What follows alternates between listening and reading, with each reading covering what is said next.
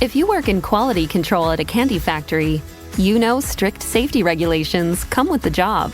It's why you partner with Grainger. Grainger helps you find the high-quality and compliant products your business needs to inspect, detect, and help correct issues. And the sweetest part is, everyone gets a product that's as safe to eat as it is delicious. Call 1-800-GRAINGER, click Grainger.com, or just stop by. Grainger, for the ones who get it done.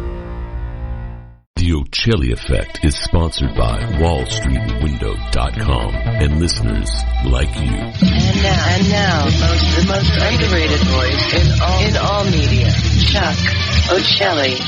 First day of June 2023, allegedly, according to that thing we call a calendar, and this is indeed the Ochelli Effect, the show you were looking for. How do I know this? Because you're hearing me say what I'm saying. Most of you will catch it further on down the stream via your fondle site of choice, your applicable application, your podcatcher du jour. We well know this, no matter who you are, where you are, when you are. Welcome to it. Anyways, Thursday, and it's been unusual lately for me to have both Mike Swanson and Larry Hancock on the same show. And even though I went late to air here on the live stream, you podcatcher people, you podcast listeners out there aren't going to care. I've got both Mike Swanson, the guy behind WallStreetWindow.com. Be in the know. Go to WallStreetWindow.com. It's not just about Wall Street, but also the author of The War State and Why the Vietnam War, which is a book in a series on that particular conflict. The other two projected, it's supposed to be 3 books. The other 2 projected have not been released yet. I think Mike's working on them. But we might have to delve into said subject tonight. A touch, maybe, or maybe not. Gonna be, spoiler by the way, gonna be some JFK stuff coming up in both hours. Why? Second hour, author Larry Hancock is with us, and although I have some interesting thoughts on UAP stuff that he should be talking about very, very soon, tonight we're gonna focus in the second hour of the show, or the second, probably the third segment, will be Lee Harvey Oswald and the reframing of, and not trying to frame him as in for a crime, but the reframing of the portrait, so to speak, of the individual of historical interest known as Lee Harvey Oswald. So Larry Hancock will be with us in the second hour, definitely, and in the third segment, I believe. But Mike Swanson is with us live as we go, and again, happy to have you along. And little pause again last week, Mike. You were away, but boy, am I happy to have you back. How you doing tonight? I'm doing great. It's good to talk with you today. Yeah, and I was going to talk to you a little bit about local news stuff and so on and so forth, but why stress on that? You and I have lots of personal interests in history and all that good stuff. Oh, by the way, speaking of history and our personal interests, just a really quick thing about the website and the swag bag packages that will be going out. If you would like, after 10 p.m. tonight, I'm going to, you the listener, not you, Mike, you the listener, although, Mike, you could, if you felt like it, if you're hanging around after 10 p.m. tonight and want to be part of the Ochelli.com promo video that I'm going to make, which is about 2 or 3 minutes long. If you want to participate in that, get in contact with me and let me know, you the listeners, if you hear this live. Contact me, charles.ochelli on Skype, or write to blindjfkresearcher@gmail.com. Do one of those 2 things, and you, any listener who wants to and has use of Skype, could participate in the making of a short promo video tonight, sometime after 10 p.m., because I want to promote the swag bag stuff, which is not on sale in any way, shape, or form. It's stuff being offered to you as thank you gifts for supporters. You out there choose to support us at $50 or more. You get to choose a hat with the Ochelli.com show on it that you would like.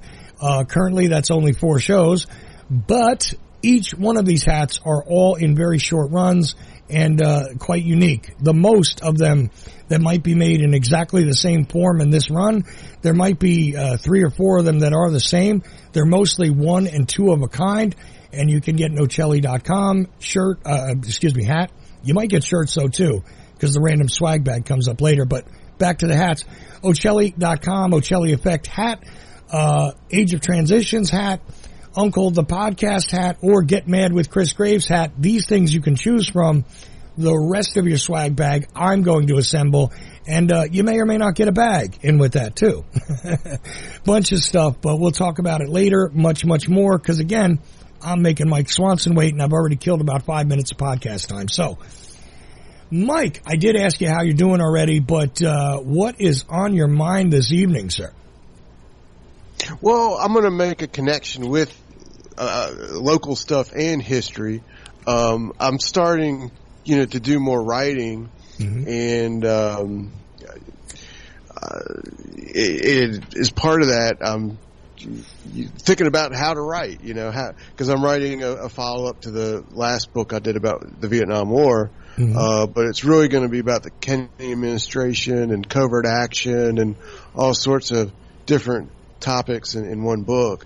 Which at different points you get different perspectives, because you know a lot more today. Even if you were fully studied up on it, say 10 or 15 years ago, there's been more information that has come to light since then.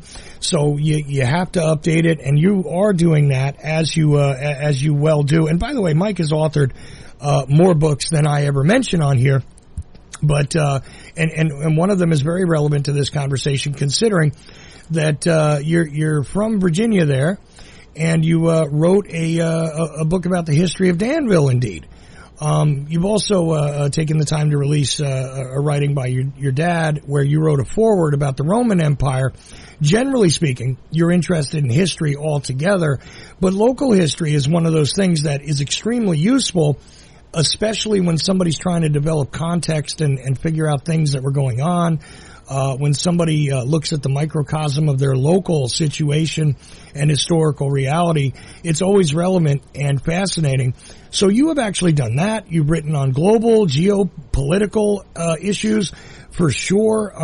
You've written about Kennedy before, although you haven't had a full book dedicated to it. And this book the first book about the Vietnam conflict is very interesting. Why? And I wonder how that's going to go in the second volume. I'm actually anxious to see how that's going to go. But all these things are interconnected and make sense, especially because you're the kind of writer that you are. And as I've tried to explain to people, if you haven't read Mike's writing, the long-form stuff, I advise it, because quite often what Mike is extremely adept at doing is taking very complex historical realities that require some nuance, that require a bit of a detailed study, and seem to be overwhelming to some people when it comes to details and stuff. And quite frankly, Mike communicates a lot of complex ideas and situations in a very attainable and easily understood way. Go ahead. I'm just complimenting your writing. Let me put Sorry. you this way: Yeah. like the topic, though, that's common on your show, that we're all, share a lot of interest in, and Larry will be talking about it some way or another afterwards, is really the national security state and the history of that in the United States. I mean, it's the Vietnam War. That's touches on the Kennedy assassination. It touches on UFOs and all sorts of. And as with you, right, Larry has covered this stuff contextually all over the map. I mean, when you take a look at books like Surprise Attack and what's the other one there? There's two very, very good ones, but Surprise Attack is one. He talks about the behavior of the interesting situations involving and so on and so forth, where Larry, a subgenre in and of itself, would be the behavior of the national security state under different circumstances, right? I mean, that's just what he does. Shadow Warfare. Shadow Warfare is the other book. Is great. His books, he's one of the best writers on this stuff. The thing is, this topic isn't just covered in books. You got movies, a whole list of movies, not just the JFK movie, but you can go back to the President's Men, 2 Days in the Condor, right? Zero Dark 30. 13 James Bond, for that matter. Yeah, what was it? 13 Days. You could talk about Executive Action. You could talk about. One of my favorite ones was a movie called Deterrence, believe it or not, which was, a dramatization, but it was Kevin Pollak was the president. Really weird sort of circumstance. He ends up in a diner. You ever see this one? and he chooses No, to. Oh, well, yeah, take a look at it. It's really an underrated kind of weird thing. Kevin Pollak is the president, and an accidental nuclear strike occurs in Russia, common theme in some other movies, right? Where, they then make a trade-off. And deterrence, what did we do to deter the greater nuclear conflict? And you and I have discussed the day after. Whether it's a dramatization, a historical dramatization, or just a sort of, taking a dip into the zeitgeist of a particular time period and dramatizing that, or it's a documentary. Many different film entries have been made. I mean, even going all the way to, your average YouTuber or whatever who got serious about history, all the way to Hollywood productions and many, many different stops in between. So, I mean, there's a great deal of media out there available for people to learn, not just books, but audio presentations, video presentations. I mean, hell, my podcast, if you look at it from one point of view, a lot of social, historical, and even current events as they're unfolding have been memorialized in my podcast over the years. One could say that you could take a dance through at least 20th century history a lot through my show, although I've gone outside of the 20th century and the 21st century too. One could say that there's a collection of media there where people could learn something. So it's all great and it's all good, but you actually write historical nonfiction, and you participate, clearly through Wall Street Window and stuff in a way of memorializing various events that are unfolding currently. Always with an eye on history, though, because obviously it's like, what can we learn from it? What can we determine will be the future of things based on the history? So all of this stuff is great context and necessary, in my mind, for somebody to be well educated and aware of what's going on in the world. And Larry is again one of my favorite authors as well. So, a little bit of bias there on my part, but so are you, Mike. I appreciate your style and the information that you do work very hard at presenting to people so that they can be educated about previously unknown stuff a lot of times. I mean, there's documents in the Why the Vietnam War book and references to things that I don't think are really out there generally to the public, that are sort of rarefied in their presentation, or am I wrong about that? No, there's new information in that book for sure. Mm-hmm. I'm not saying every page of the book is new, but people who read it, they'll find definitely in the last couple chapters there's a lot of new information. But I've been reading, or I read a book several years ago. It's called The Secret War: Treason, Espionage, and Modern Fiction. And it's an academic book that's studying this topic in literature and in movies going back. Right, and let's not confuse it with The Secret Team, by the way, which somebody might have missed. Yeah, it's, The Secret Team, the Prouty book, and all that. This is The Secret War. This is a book about the genre itself, going back to Rudyard Kipling, T. Lawrence, up to Steven Spielberg, and so forth. Okay, so as opposed to a book about history, this is a history book of the history. So this is what we call historiography, I believe. Yeah? Yeah, or literature. It's analyzing the literature of it. Mm-hmm. But anyway, it's the different forms of how this topic is tackled. And like, for example, the Kennedy assassination, I would say the two best books written about it are the James Douglas book and then the Don DeLillo book, Libra, which is a novel. Right. I would actually tell people that novel might be closer to what happened on the ground, and not that it's a factual book hardly at all, but as a metaphor or something, maybe closer to what actually happened than any work of nonfiction about the assassination has been written. In what that book does, though, this novel, is it doesn't purport. And I only read it once, years ago, but it doesn't purport to solve it. It tries to kind of put you in the shoes of some characters that were involved in manipulating Oswald, and then the assassination goes off without them, having been in on it. That's one of the plots of the novel.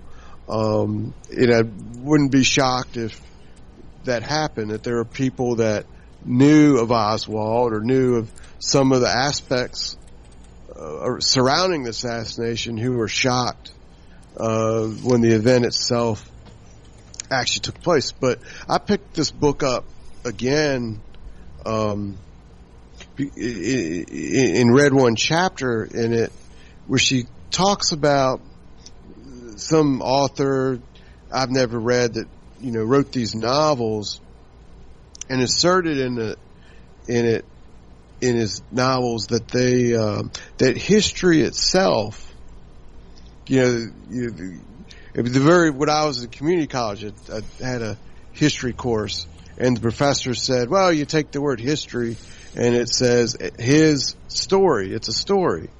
And that's how we understand history, is through narratives and so forth. And then when I went to college, in a graduate program in history, the professors were asserting at that time that history, that these stories aren't all necessarily true. You can't really know 100% what happened, and that's kind of self-evident. Right. But this idea that I countered rereading this book, The Secret War, that's mentioned here, is that this person said that history is a story that we're told, but what really drives history are secret portrayals that the person, reading the history book, or let's say today watching a movie, really rarely know anything about at all.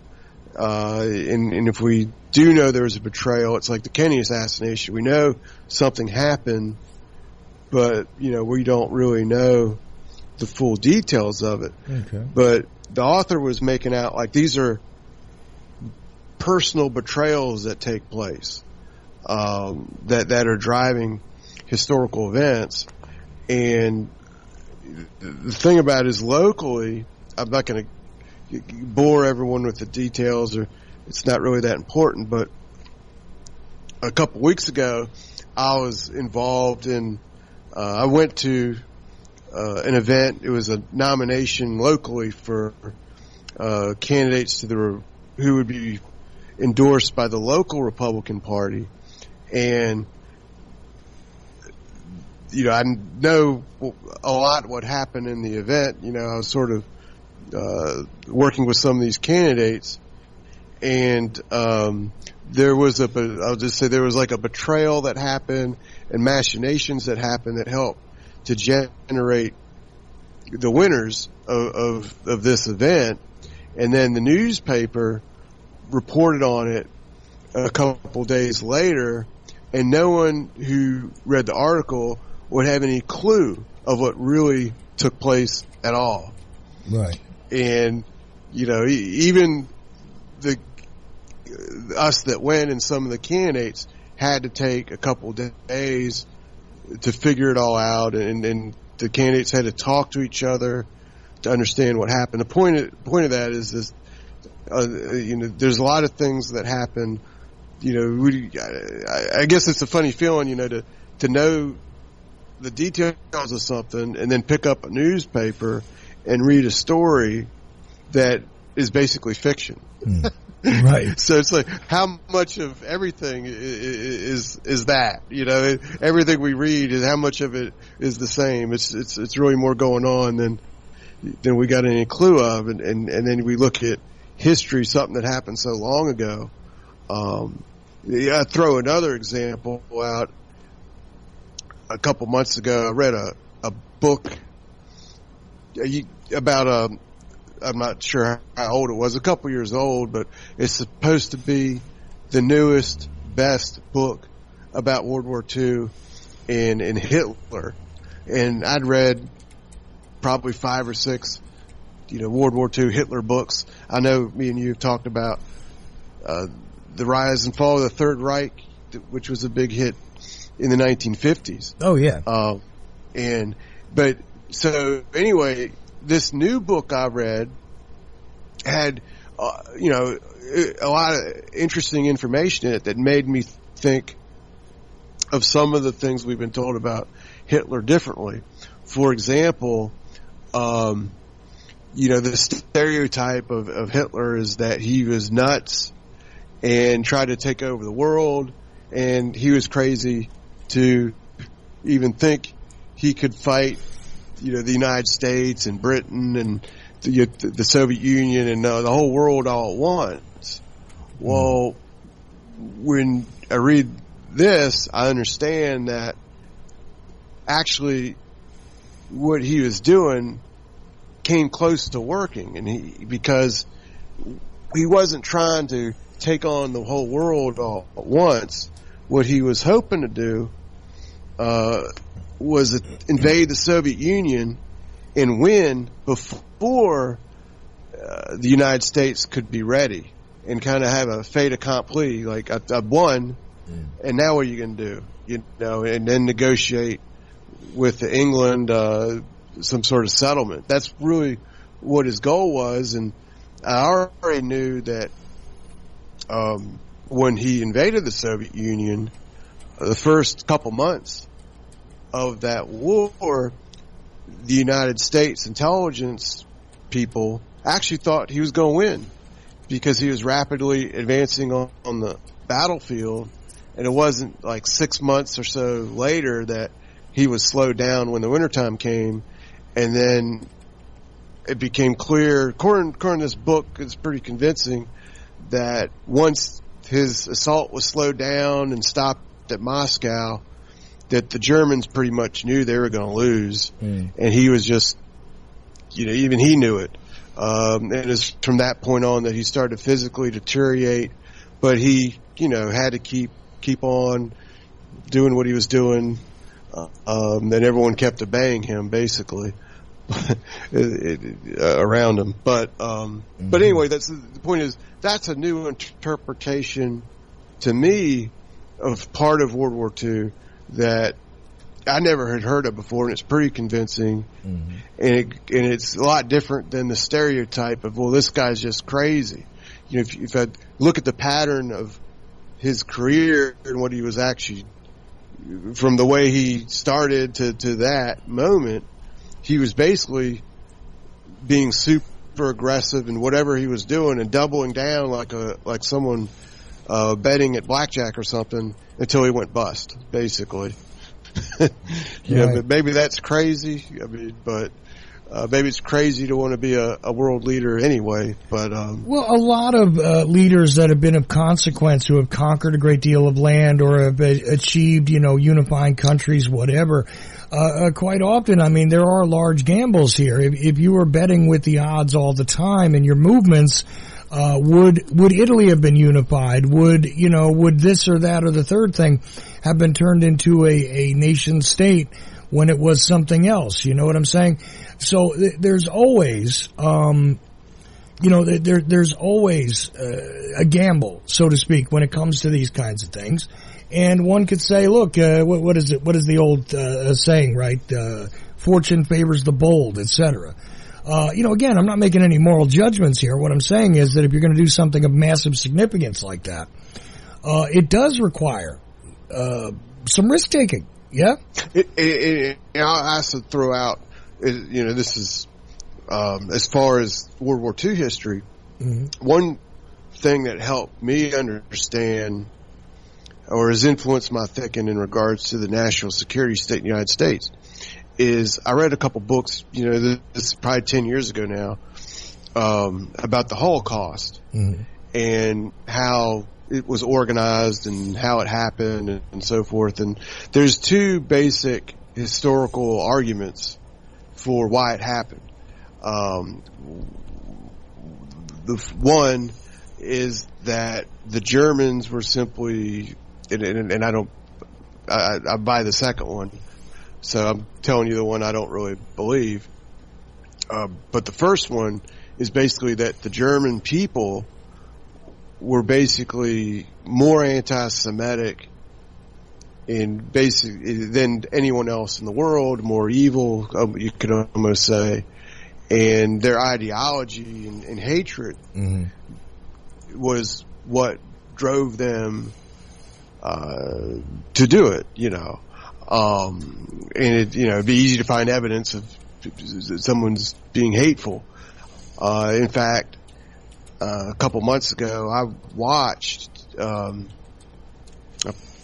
think it's called, I watched this movie that's, a Nazi propaganda movie, about Jewish people. And this movie is censored. You really, in order to watch it, you have to go, it's illegal to watch it in Germany. In order to watch it, you have to go to a video website and type in your information. You gotta give them your name and stuff. I don't know any movie like that. But well, Germany has some very strict laws about the dissemination of information. I mean, Americans have to do that. We have to do it. Well, no, but that's the thing. YouTube. It's a but if you just type top German, go to Google, Wikipedia or something and get a list of the German propaganda films. This is. You can find it. My point is that the intellectual properties that are registered in Germany, though, what I'm trying to say here is that because they're an intellectual property registered in Germany, they have done their level best to suppress access to anything that it makes the German nation appear to be on board, because at one time they were. National policy was like that, so anything that is in support of maybe, the Holocaust wasn't such a bad thing kind of deal.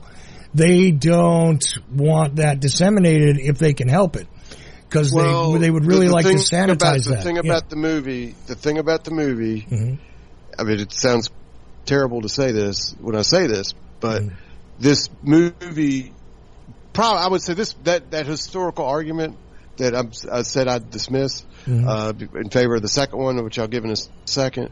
But this movie is probably the best evidence for that historical argument, because if you watch the movie, which I watched the movie, it is convincing propaganda. I'm not saying it's true, but it's an effective piece of propaganda, because the way it ends, the last couple scenes, they show, and I don't even know this is true, but they show a bunch of Jewish people killing animals. Oh yeah, well, there's a whole history to this where they got the best German filmmakers of the day, and even when they conquered territories, they took other filmmakers from conquered territories and literally employed them to make these films. The most famous example everybody knows about, and they can't suppress, is the whole presentation of the Olympic Games, right? What was that? Leni Riefenstahl, I think was her name, was apparently this woman director in Germany who was excellent at creating imagery. Steven Spielberg produced one film that it was a Nazi propaganda film of the ghettos, trying to make the people look like they're so downtrodden, that they're subhuman and basically deserve to die. That's what they're trying to argue in this propaganda movie. It's not really, doesn't make me feel like that when I watch it. Well, Steven Spielberg made a film that is a Nazi propaganda film, you're saying? No, yeah. He took an old Nazi propaganda film and released it. Oh, he released it. He didn't make it. I'm going, wait a minute, there's a timeline problem here. An old Nazi propaganda film. Right. That they did. It's Nazis filming the ghetto. I understand. And showing how bad off everyone is. Okay. And released that. And then he's got commentary afterwards. I mean, you can watch that. But, why am I bringing that up? It's just a piece of German propaganda. Right. But the film that I watched, I think it's called the Eternal Jew or something like this. Right. You know? Yeah. But it's the way. Well, the end scene. The second end scene of it is a bunch of Jewish people killing. I think they're cows, killing these animals, but they're torturing them. You know, they're stabbing them and letting them bleed to death, and the animals are suffering. They're making you watch this over the course of several minutes. Right. I get what they're doing. What they've done is they've taken the kosher slaughter process and they're showing it to people, because kosher slaughtering is you got to like literally slit the animal's throat and you hang them upside down, and this you can't kill them in the regular mechanized slaughterhouse way in order for them to get the blessing to be a kosher piece of beef, right? So what they did is they took a film like that and repurposed it, and you know, they shoot it and show the ugliest possible side of that. I assure you, if you go to look at a slaughterhouse anywhere, you're not going to feel too good about the treatment of animals. You know, and you might not want to eat steak for a couple of weeks, depending on who you are. But what they did is they took a piece of film like that and they made it into a propaganda thing. So Spielberg re-released this in order to show people. No. So this wasn't in the Spielberg movie. Okay. This is the one I watched. You know. Oh, I'm sorry. I got confused. I'm getting you confused, talking about two different things. Sorry. But this is the thing I'm telling you was effective propaganda. Right. I don't remember what the name of the Spielberg thing is. But this scene was in this movie that you really can't find on the internet. Right. It's like in one spot you got to give them your information to watch it. You know, they want to know who watches it. Well, that's okay. It's very, very difficult to apparently to find a film that is allegedly Beverly Oliver in a stag film too. You can only go to one website. But anyway, yeah. Sorry, I'm just making jokes, folks. So there's a scene where they're making these animals suffer. And what that does is it makes you, you know, you don't want to see people harming animals in that way. Well, and the narrator then is telling you how terrible they are to torture animals and making the animals suffer. And the implication that they then make is that, well, you know, we're not like that. We're going to stop the suffering of these animals are doing, right. And we're not going to make the Jewish people suffer. We'll kill them in an easy, humane manner. Lovely. That's the implication that you get from what they're saying. And this is very typical. Yes, this is very typical. This is what you and I have talked about several times regarding the dehumanization of the enemy. One way or another, where you make them appear to, whether it's true or not, you make them appear in the worst possible light. You dehumanize them. You take away, you make them appear to be doing the ugliest and most terrible things possible in order so that you can justify your treatment of them, right? The dehumanization. Yeah, well, that's what they do. And then, you know, the whole thing you've been watching, I think it's an hour long. The whole thing is how terrible these people are and this and that, and you don't, you know, it's so overblown. Right, but that's what the narrator tells you. But then they show that scene as the most convincing scene. I mean, look at these people, the way they treat poor animals. Look at what they do. Look at how terrible they are, and heartless they are. And meanwhile, and then the movie ends with one final scene after that, which is Adolf Hitler in the Reichstag declaring that if there's a world war, he's going to do the ultimate solution, you know, against Jewish people. He's going to fix this. What they do is they show you the darker frames of this other film where these people appear to be darker and a bit more, you know, nefarious, just even in lighting. They'll change the lighting and the composition of the film. all that. And then what you do is you present the hero Hitler. A big hit in Nazi Germany. And anyone who watched this movie, you know, sees the end scene, and Hitler is saying he's going to kill them all. Well, not only is he going to kill them all, but he gave at the Reichstag. Everyone in Germany knew these people, you know, in some way or another Right. So what he does is he comes on and he looks clean and pressed and he's well dressed and he looks way more civilized and he says, look, we're gonna solve this problem. And, again, that was part of it along with the filming of the Olympics where they were supposed to be showing the superiority of the German athlete and blah, blah, blah. It's all about celebrate us and also we are justified in whatever terrible acts we do because look at how terrible these people are. And again, this is very common. This is not something that is unused by, the good, the bad, or the ugly when it comes to conflicts of all types. Right. But yeah, of course, go ahead. Now, so what I've just presented is evidence that the Germans were diabolically racist and driven into that through the propaganda. And I mean, you can watch it and see, Now, that's the argument that's been made for why the Holocaust has happened since the Holocaust has been revealed. In fact, there's a whole argument that either the American propaganda, and you can watch Why We Fight. Right. I've watched the first two of that.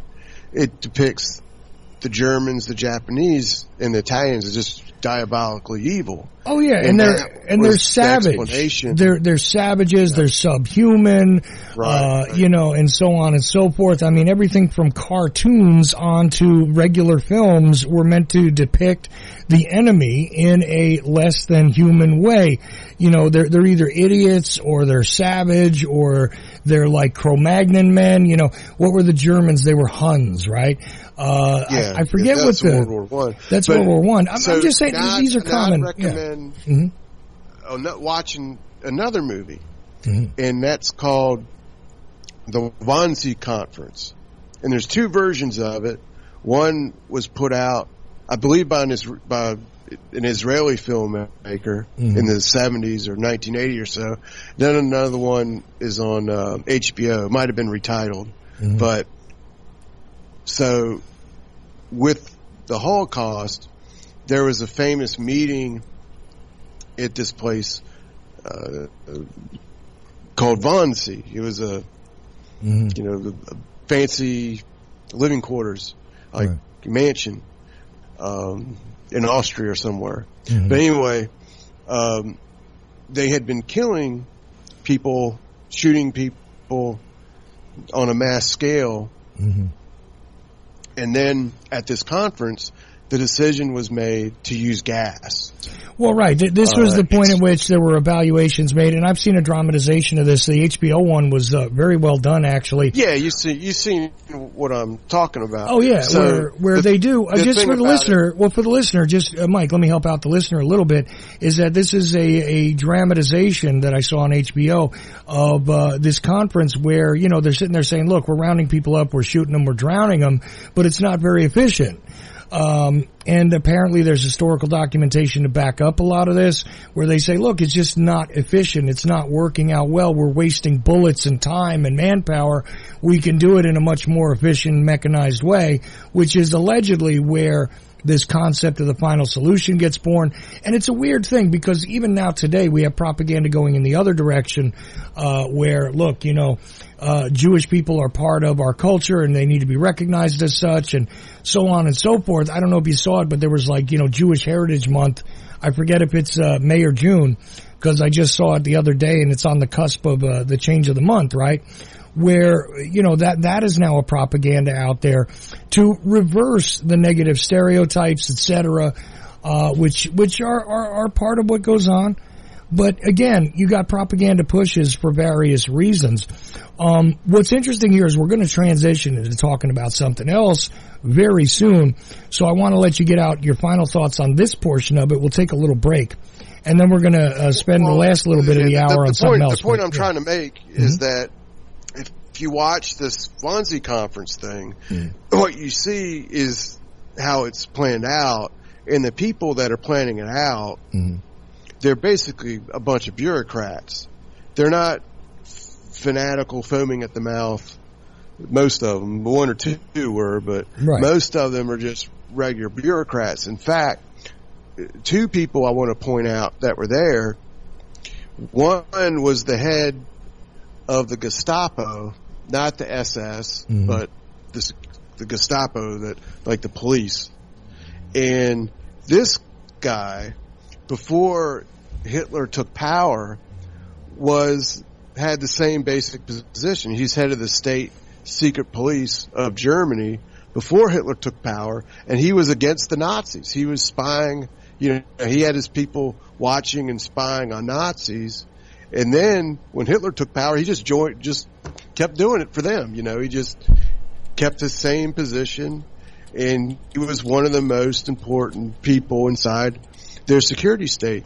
And so here is a guy that's not an ideological Nazi, but is just this like J. Edgar Hoover type or something, just some bureaucrat that goes along and just, has his position and, is very, he plays a big role in the carrying out of the Holocaust.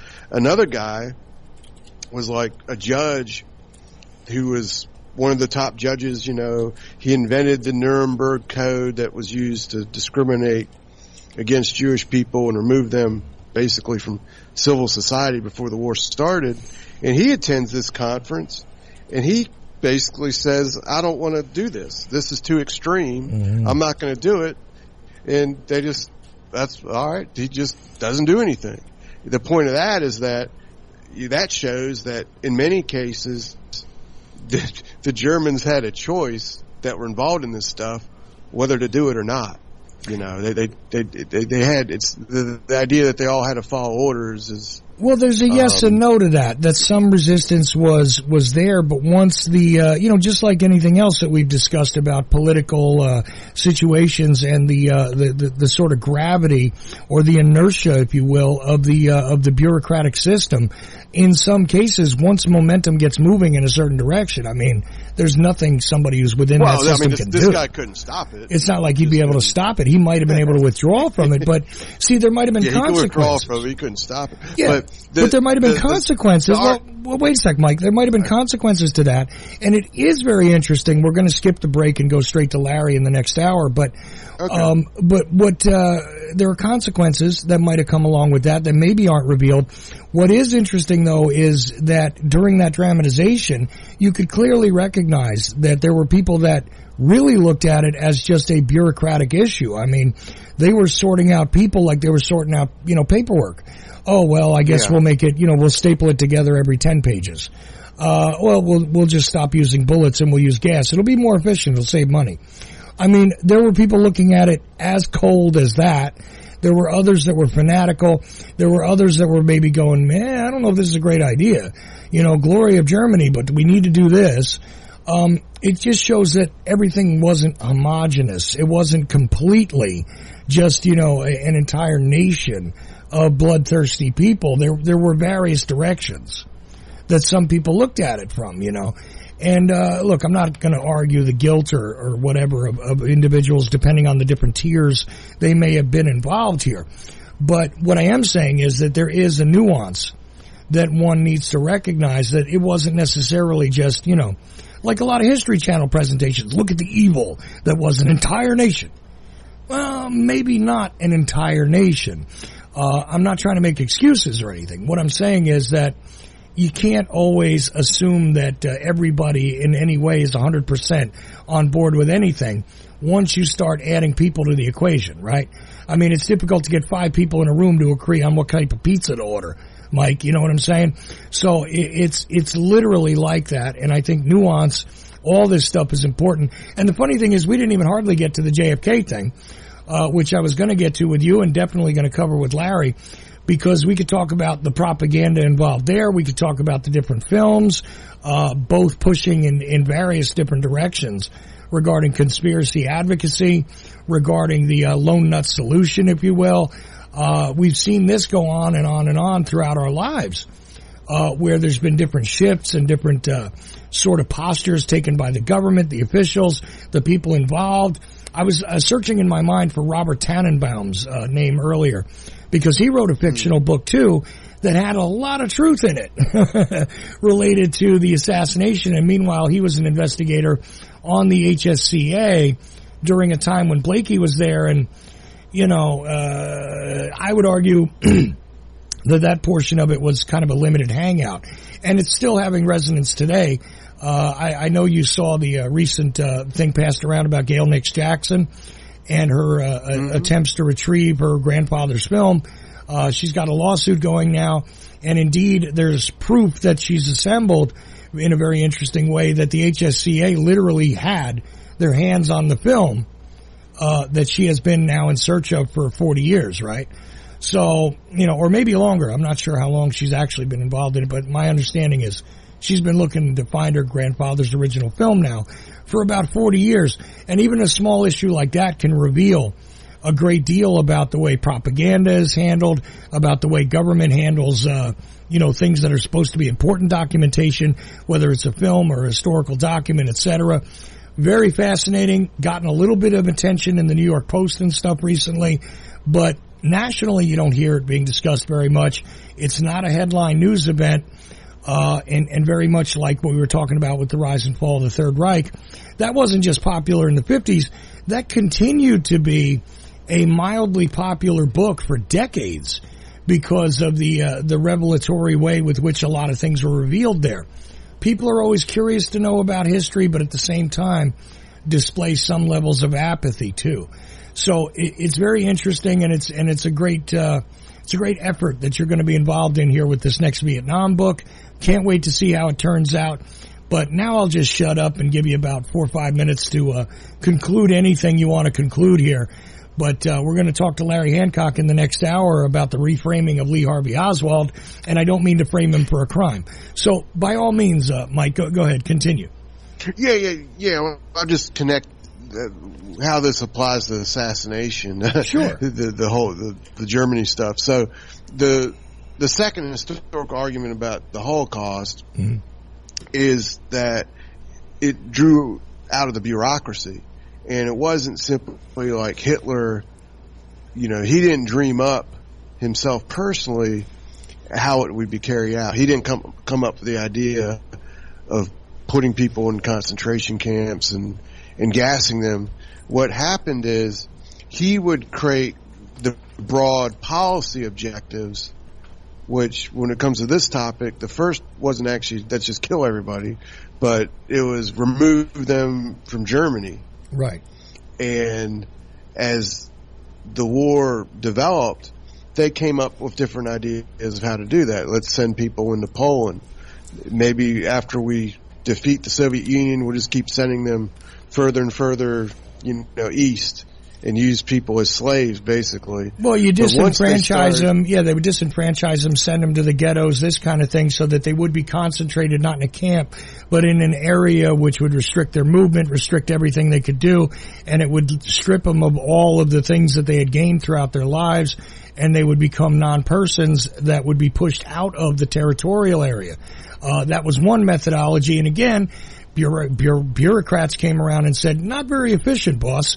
So they would present him with other ideas. I mean, that's the way I understand it, but go ahead. Mm-hmm. What happened was once they started to lose the war and it started to go, they were going backwards instead of forwards. Right. The realization came that we're not going to be able to put them somewhere else. Mm-hmm. And then they started to say, well, we're just going to have to start to kill them here. So that's, in a nutshell, the driving force of what happened, but the ideas of how to do it would be created by mid-level people and then taken to the top for approval and then implemented. The point of that is that's how I think basically all national security states operate.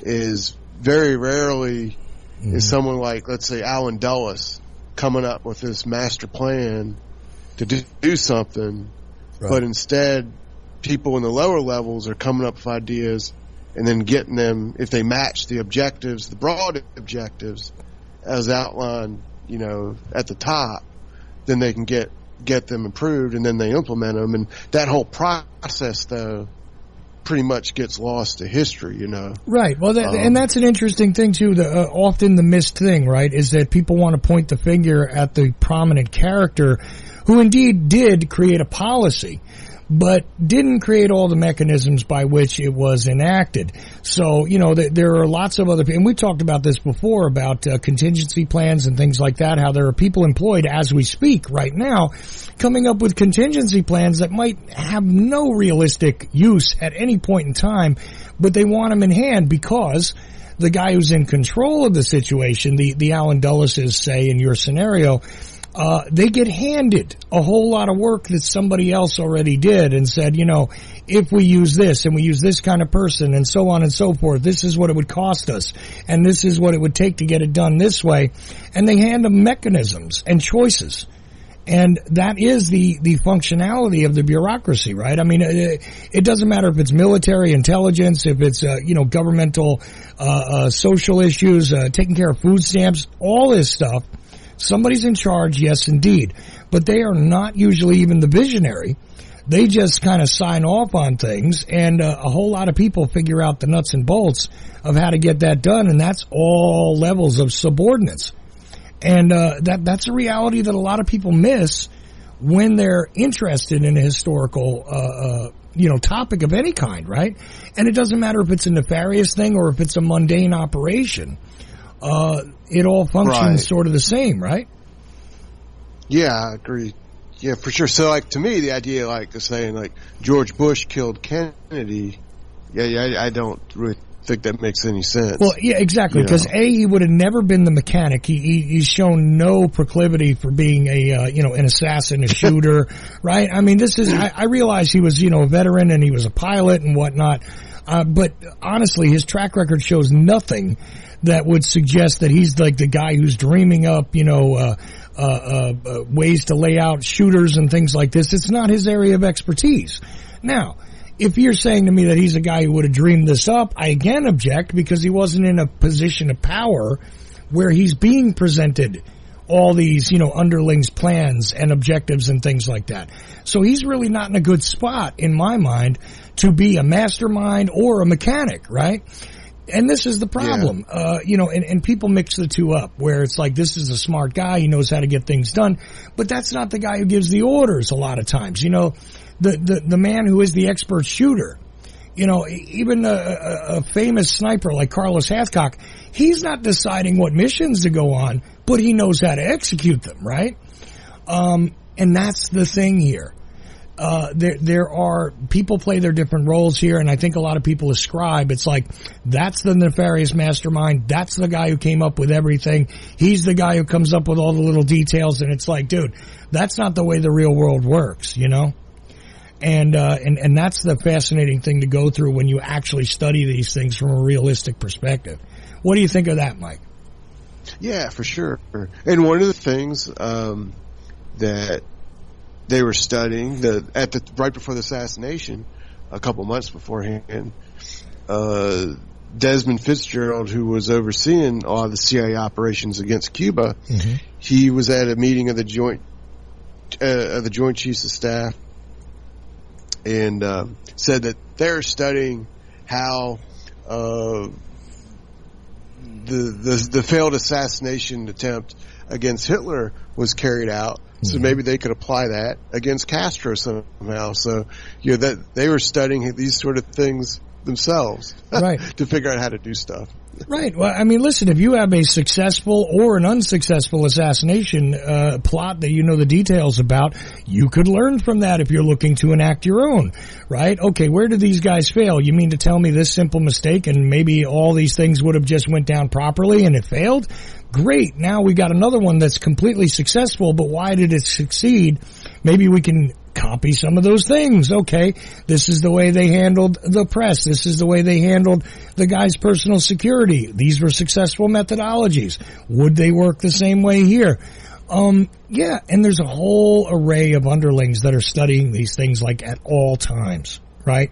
So it's not always just the mastermind, the prominent name. I argue, in fact, that the majority of the people that come up with the nuts and bolts are very difficult to discover for people like you and me, because we have to dig through many layers.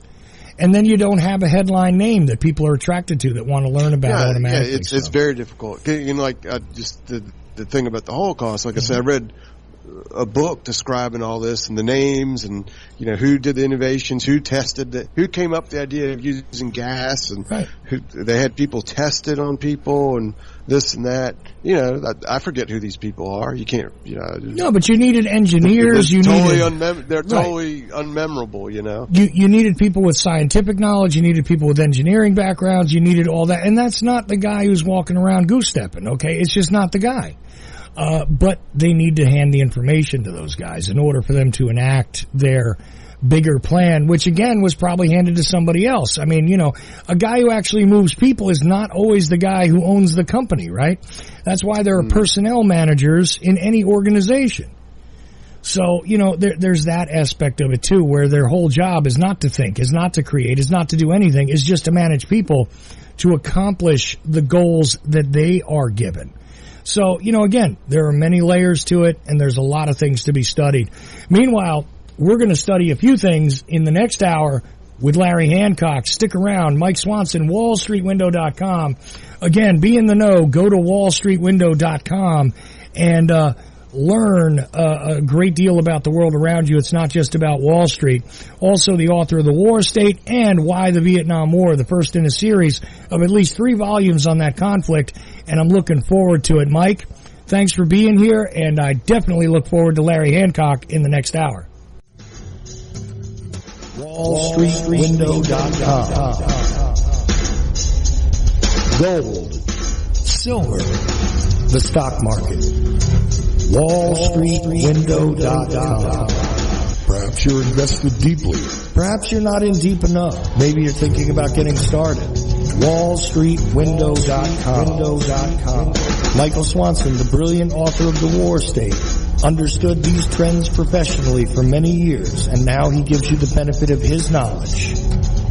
WallStreetWindow.com. Go there now. Go there now. Go there now. You're listening to the Ochelli.com radio network.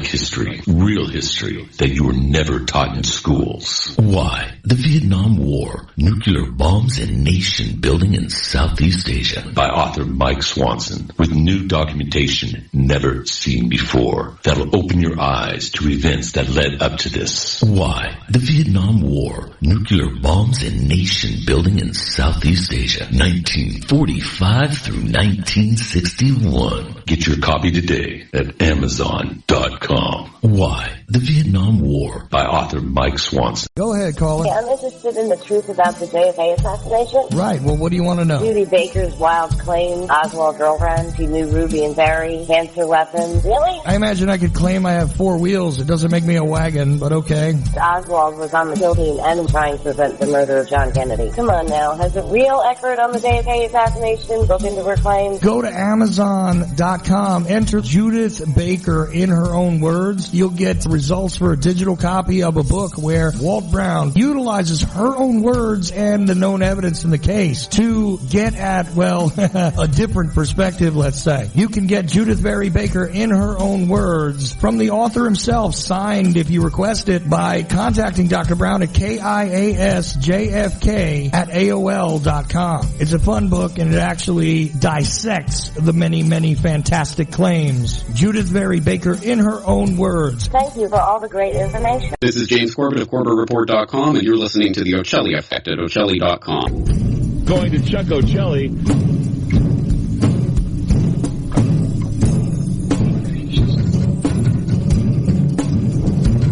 You're Chuck Ochelli. You know it's Chuck Ochelli. You are about to embark upon the great crusade. The eyes of the world are upon you. The hopes and prayers of liberty-loving people everywhere march with you. in company with our brave allies and brothers in arms on other fronts. Your task will not be an easy one. Your enemy is well-trained, well-equipped, and battle-hardened. He will fight savagely, man to man. The tide has turned. The free men of the world are marching together to victory. Good luck, and let us all beseech the blessing of Almighty God upon this great and noble undertaking.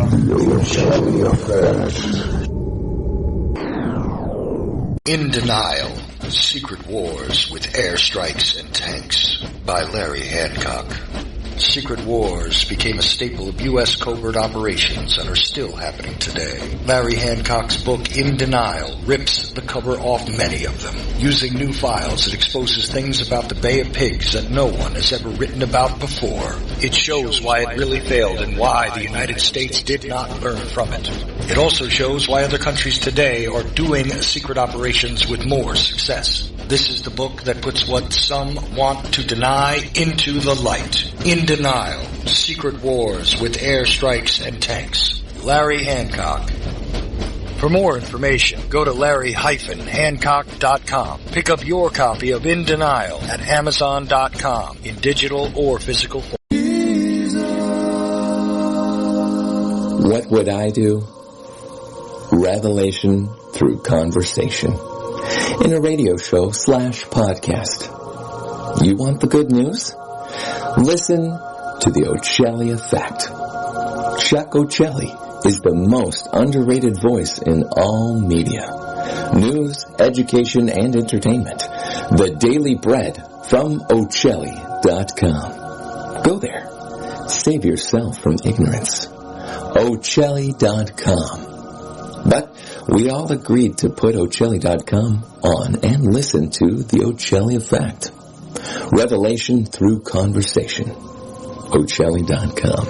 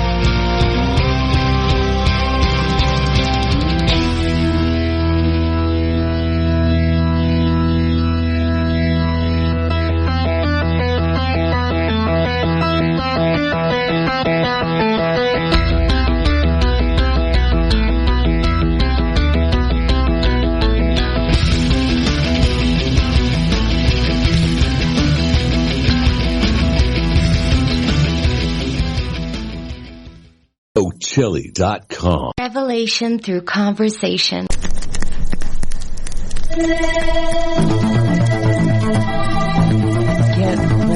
ready for the Ochelli Effect. Second segment of this Thursday night Ochelli Effect, now in effect, if you will, at Ochelli.com and the various places that you get your podcast from, because I don't know, you're mostly listening at other times, other places, and all that good stuff. Meanwhile, are you lucky? Yes, you are, because you have the second segment featuring author Larry Hancock, who, again, occupies more spots on my bookshelf than any other author, with good reason. Actually, I talked to somebody recently about you quickly, Larry, and was saying, obviously, run things by Larry Hancock if you can first. When somebody said, what do you think of this, regarding a presentation that had to do with JFK. But you do a lot of other things. I could list all of his books if you like, everybody. I mean, Creating Chaos, Unidentified, which I look forward to speaking about in the very near future. But tonight we're going to talk about, well, what I keep saying is the reframing of Oswald, and I don't mean framing him for the crime. I do mean reframing the portrait. Larry tends to use the phrase, how about we look at Oswald in 3 dimensions? Get away from the 2-dimensional viewpoints that a lot of people have on this. And I'm going to let Larry explain it, because he is, well, really the most consistent historical presenter on the show, who comes up with some rather sober and excellent points of view regarding things that are not necessarily the mainstream point of view always. But as we talked about with Mike in the first hour, he is often involved with the behaviors of the national security state. That is sort of the subgenre, if you will, that Larry focuses on mostly. And you can find that in Surprise Attack and Shadow Warfare, which we mentioned in the first hour. But, you go all the way back to Someone Would Have Talked. And indeed, they did talk. A lot of people did. But are we getting a clear view of this historical character known as Lee Harvey Oswald from any side of the alleged equation here? I don't think so. So I love the fact that Larry is sort of re-examining this after so many years of studying it, and I'm glad to have you along. Larry, how you doing tonight? I'm doing fine. It's good to be back, Chuck. Absolutely. And go to larry-hancock.com. Follow Larry's work. And also, could be that if you're going to the Lancer conference this year, which I am, and I know some of you guys are planning on meeting me there, you might be able to meet Larry Hancock there as well. Looking forward to that. By the way, I have secured a supply of some of Mike Swanson's books, the Why the Vietnam War book. I'm going to have those in tow at the conference, along with other stuff. And I have the swag program going on now. Once again, I'll make an announcement that if you want to be part of a promotional video for the swag program, which is none of this merchandise is going on sale, but for supporters of the network, starting at a $50 donation, you'll be guaranteed a hat from one of the shows that you like on the network. You can pick that. But I'm going to randomly insert other swag, which could be T-shirts, stickers, keychains, wallets even, all of this stuff in very limited runs. Only a handful of any of these products produced. And you'll be able to get that. Decks of cards, by the way, and a few other things that are specially branded, celebrating the 10 years of the Ochelli Effect that have been in effect, so to speak. So if you want to be a part of that promotional video, which will only take a couple of minutes to shoot, and you use Skype, get in touch with me, let me know, and we'll get that done tonight and get it out probably by the morning. And hopefully I'll get this podcast out, because this is some good stuff. I mean, we wound up talking about World War II and the Third Reich and propaganda in the first hour, which I didn't expect. But that was historical context for something else Mike is going to talk about in weeks to come. And hopefully we'll be able to drag Carmine Savastano on the show to talk about maybe some evidence destruction in the JFK assassination theater, if you will. But meanwhile, how about evidence mutilation that's gone on regarding the historical character of Lee Harvey Oswald? Back around, Larry Hancock. So where should we begin with this conversation that I think we're going to be able to accomplish in about 40 minutes here? And I'm going to suspend the commercial break we'll just end when we end. Larry, where should we begin with this topic once again? Well, I think what we need to do is, and you mentioned it several times in the remarks that you just made, Chuck, is to go back to historical sources.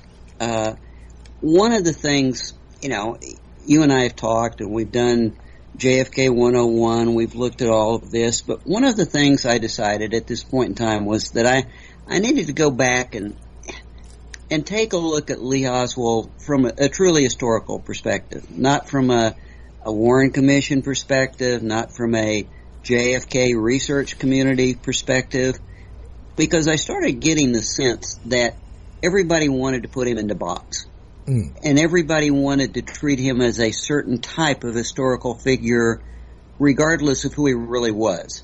And so, I think of it as three dimensions is, the Warren Commission looked at the dimension of Oswald as the presidential assassin.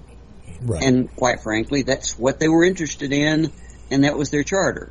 And well, the kooky kid, the communist. So the kooky kid. Start out with the kooky kid, the communist, the subversive. Obviously, he would be the kind of guy who would do this. They were prejudging him. I mean, even if you look at the organization of the Warren Commission to begin with, right? They set up these subcommittees. And I think, 3 or 4 or 5 of them? Maybe there was 5 altogether or 4. And the majority of them, at least 3 out of that box, were all about Lee Harvey Oswald and his guilt, basically. I mean, and that was it. That was the predetermined kind of thing. And even people that want to advocate for the idea that he was innocent, they go at it and try and create a sympathetic character and so on and so forth, therefore influencing the end results of what should honestly be objectively attained, right? Shouldn't we seize upon this guy and figure out who he actually was, forgetting about your sentimentality? Wouldn't that be a wiser thing to do, Larry? Yeah, and I think you can see it so clearly. I think I see it. You see it more clearly if you really know the players. I mean, if you know that the FBI was chartered to write a report presenting him as the single assassination. Okay, well, we know that as a fact. Let's just start with that. And they are the primary source for the Warren Commission. How could the Warren Commission deal with the subject objectively if that's their starting point, right? I mean, it's just, and then we look, I've been rereading a lot of the testimony given it to the Warren Commission, and you can see that their staff members are working. They're prosecution staff. You can see it in the questions they ask, the way they channel the interviews. People have come down really hard on people like Marina Oswald. But when you start looking at it, well, everybody says you can't trust anything Marina says because she lies. Actually, in a lot of cases, she's pretty credible. They're just steering the questions to the extent of putting her in a certain position where whatever she says supports what they want to support. Right. They steer witnesses incredibly and obviously. So I think it's so clear. And in the report itself, I've also been checking statements from people that they cite. Like you and I have talked about one of Oswald's buddies in the Marine Corps, Delgado. Right. Okay. Delgado had a lot to say about Lee Oswald. Okay. Mm-hmm. And if you read his interviews, he has a lot to say, but they just pick when you get away from the interview and look at what goes into their summary report on Lee Oswald's character, they cherry pick. Right. So they were building a case. The Warren Commission report is not an investigation. It's an argument for guilt. Okay. Yeah. And, just kind of accept that. And certainly we do now. But I'm afraid that there are equal sins on the other side. Mm-hmm. Because when I start looking at what's written by the JFK community, as you said, there is a lot of writing that really wants to portray him as kind of being totally innocent, gullible, plastic, if you will, pliable. he's always being used by someone. Right. There's always someone using Lee Oswald, giving him orders. Well, on the one side, on the one side, and they'll do that all the way from his mother to the Marine Corps and on and on. They'll try and present him as a guy who was constantly being told what to do on the one hand, but then when it suits them, they'll go in another direction. And if you want to see something, I'm sure it's still available on YouTube. If you want to see the type of steering of Delgado in particular, you can watch Bugliosi try and steer him during that mock trial. In, 88 or, in that time period there, around the 25th anniversary, which of course grew into his ridiculous, cinder block of a book later. But I mean, that whole thing that British television company did, right? The on trial Lee Harvey Oswald, you can watch Delgado get pushed around and also express his attitude problems, which I got to experience talking to him myself, where he's like, look, why are you guys trying to, make me say stuff? And that's how he interpreted it. And that's literally what they do, because guess what? It's not even about look at the evil people trying to frame Lee. No, it's actually just prosecutors doing what they do, which is, why am I going to bother finding out about whether this guy likes to whistle Dixie while he works? It doesn't matter to my case. Let me just unearth the things that are supportive of my prosecutorial brief, right? And that's what they did, whether it was Bugliosi on TV or it was the Warren Commission, during that process, which was not fairly adversarial, as Mark Lane famously complained about. It wasn't like a real court proceeding, et cetera, et cetera. So there's a lot of ways to look at this, and yet, at the end of the day, what you end up with is, if people go in with a preconceived agenda, then they will shape what it is they choose to not only highlight, but begin to collect, begin to reveal to others, et cetera, and therefore you're going to have an automatic distortion, no matter what point you want to make, because you really need to step back and allow the whole thing to come in so that we have a clear picture of the historical character, right? Yeah, so the bottom line is, I can no longer accept Lee Oswald from what I see in the Warren Commission report summaries. Okay, I can no longer accept Lee Oswald in terms of what I see in almost everything written in the JFK research community. Right. Obviously, that kind of makes me an outsider, but what that kind of forced me to do is, the only way to test this stuff for me was to go back and look at his real history. Now, the fascinating thing is, his real history, to a large extent, is documented quite well by the Warren Commission. It's just that they didn't use it.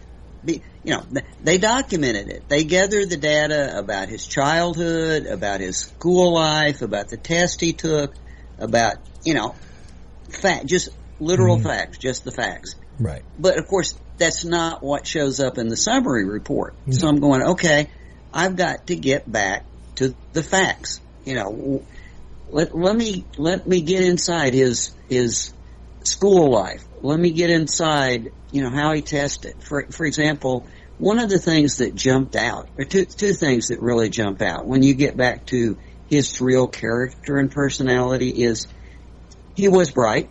There's no doubt about it. From his very first elementary school test all the way through his Marine Corps testing, he was bright. He was not a klutz in any way, shape, or form. From an IQ standpoint, from an intelligence standpoint, when he wanted to do something, he tested well. Right. When he didn't want to do something, he tested poorly. It's all situational. And I think that's what that's what you don't see in the Warren Commission. That's what you don't see in the JFK community, is the degree to which his behavior is situational. And that doesn't mean that you can't present him as somewhat klutzy or clumsy in a physical sense, because, we are, after all, talking about a guy who accidentally shot himself in the leg with, yes. And that's historical record. While he was in the Marine Corps, what was one of his, do they call it a court-martial in the Marine Corps? Where he was disciplined anyway. Was because he had an unauthorized firearm that he injured himself with, which is true. So this is part of the picture too. Even though he may have been very intelligent.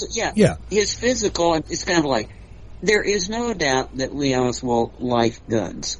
You know, there just is no argument from his high school friend who says, I talked with Lee and he's really interested in maybe we could break into a pawn shop and steal a pistol because he really wanted a pistol. Well, he got one in Japan, and as you say, dropped it and hurt himself. When he got into Russia, what does he do in Russia? He buys a shotgun and joins a hunting club.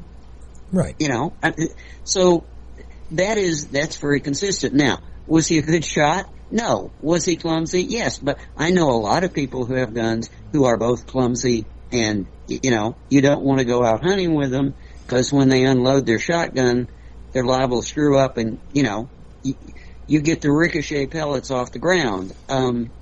So they're separate things. Clumsiness and ability is not, you know, wanting to do something. But, so yeah, you've got to look for the patterns. I think the other thing that jumps right out, and it astounds me how many people, Lee Oswald, from the very first moment that you start looking at his actual life, his character, his personality, Lee Oswald does not take orders. Unless, you know, he does not. He does not play well with others. The least effective way of getting Lee to do what you want him to do is to give him an order. And he will get his back up, and he blows every job he ever has in the end because he gets bored with the job. He doesn't take orders well. He didn't make him. This doesn't matter whether he's in high school or in the Marines or in Russia. I mean, this is a guy, and you and I have both talked about Titovitz. I mean, This is a guy who gets a great job inside Russia in a factory, a relatively great job, good apartment, relative lots of money. And what happens? He's in Russia, and he can't get along with his coworkers. Right. Or, you know, and he starts screwing up and making life difficult for the managers who are in charge of him. And he starts criticizing the system. Can you just see this ex-Marine goes to Russia and starts creating a problem in the Russian factory workplace? You know, how many people do we know that write about that as part of Oswald's real character? Well, you know, they don't. He must be a really great spy. And it's very consistent. He just makes himself outstanding. Right. It's very consistent, actually, across his entire life story that he has a problem with authority because he's either bucking his mother's authority, whatever, judge her any which way you want, but he bucks his mother's authority to some degree. He's causing problems in the Marine Corps. He's got problems in school listening to authority. This is not a guy who easily falls in line, and that is an apparent pattern. Now, we only have up until he's 24 years of age because that's when he died. But still, you have a well-established pattern here of he doesn't just quietly accept the declarations of the authority, whether it's the bosses in the factory or it's whoever, even when he's dealing with, the people at the consulate, right? I mean, you have... go ahead. His biggest problem in life, as I would cut, that is a pattern that recurs over and over again, is how quickly he gets bored, which actually speaks to his intelligence and the fact that he has a hard time getting into jobs that he would consider really challenging. But even when he gets in the Marine Corps, he tests well. He gets into a technical skill level. He gets into radar and aircraft equipment. This is one of the best and most technical, and he's in Marine Air. He's not in Marine Infantry. So he has a relatively plush job, and he's happy with it. His performance reports come in good. His supervisor says that he's a good calm under pressure, good radar operator, and then he gets bored with the job and starts screwing up. Right. And in Texas, he gets really kind of a plum job with a graphics company, really enjoys that, and then gets bored with it. It's over and over, he creates problems for himself by getting bored with things, including bored with Marina. For Lee Oswald, everything is enthusiastic for, 90 days, and then it's not.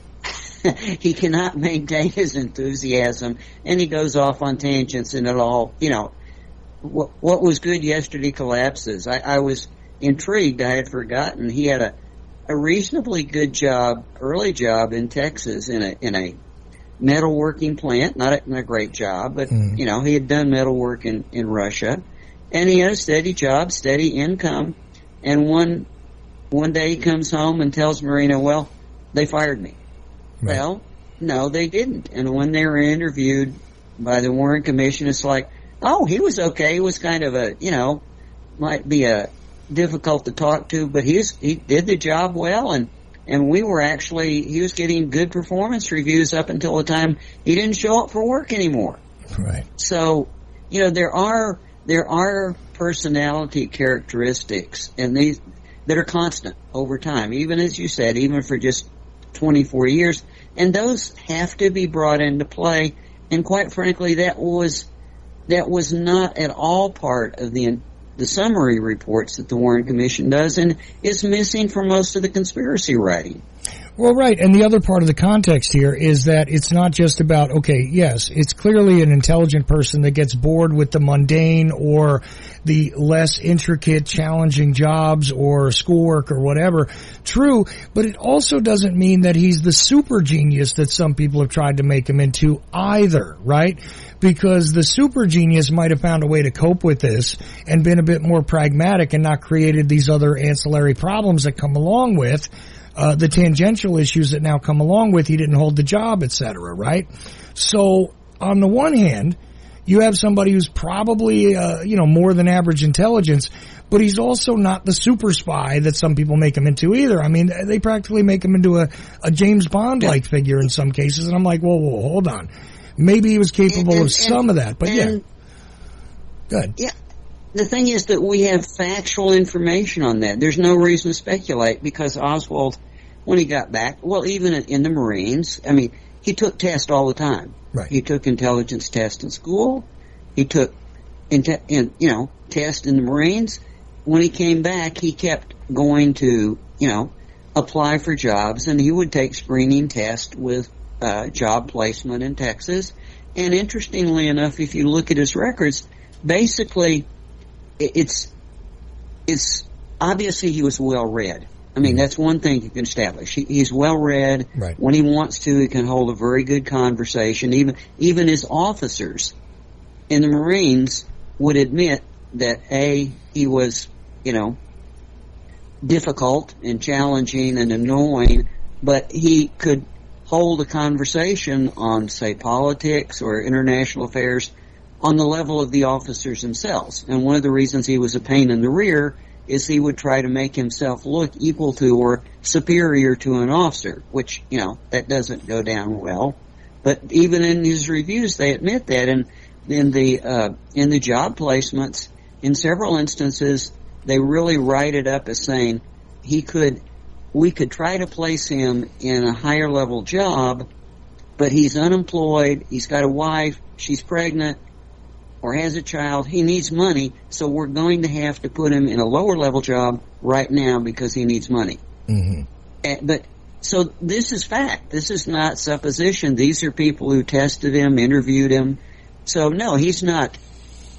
The way you would place him in terms of intelligence and potential in a job market is they actually say at, college entry or college, undergraduate level. But the problem is that's where he might be, knowledge-wise, but he doesn't have any skills to go along with it. Mm-hmm. He never developed that. So that also puts him in a very difficult position, and I think that's one of the things we often, looking at those kind of records, which are kind of dull and boring and whatever, that's not what we see in a lot of conspiracy writing. We don't see in conspiracy writing that Lee Oswald got a job at the school book depository and was already bored and looking for other jobs. Right. And it applied for other jobs already. Right. That doesn't fit well with the general Lee Oswald is part of a conspiracy that has to have him in the school book depository, right? Well, and it also doesn't help that he's dysfunctional to a certain degree because, look, either he is a well-organized and, somebody who pulled this off, okay, and can functionally get things done, or he's not, right?